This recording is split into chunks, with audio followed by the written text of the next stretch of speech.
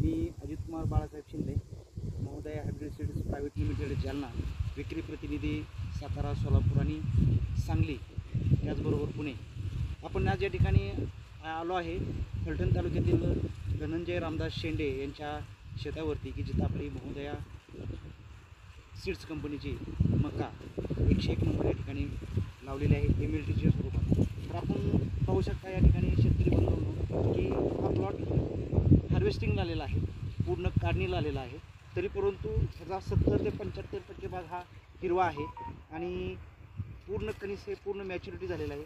आपण पाहताय की या ठिकाणी हे कणीस पूर्ण तयार झालेला आहे आणि सगळ्या कणसाचा आकार हा एकसारखा या ठिकाणी दिसत आहे. त्याचबरोबर झाडाची उंची ही सुद्धा तुम्हाला या ठिकाणी एकाच उंचीची दिसते. त्याचबरोबर त्याचा पडणारा हा भेंड हा सुद्धा हा चांगला आहे, उत्पादनक्षम व्हरायटी आहे.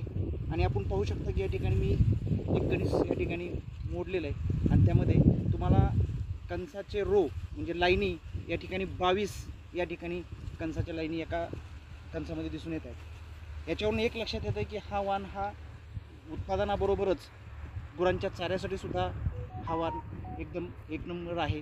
आपण फलटण तालुक्यातील तसेच सोलापूर जिल्ह्यातील सर्व शेतकरी बांधवांना माझी विनंती आहे की त्यांनी या ठिकाणी या महोदय हायब्रिड सीड्स कंपनीचा 101 वाण हा या ठिकाणी लावून आपलं भरघोस उत्पादन या ठिकाणी घ्यावं.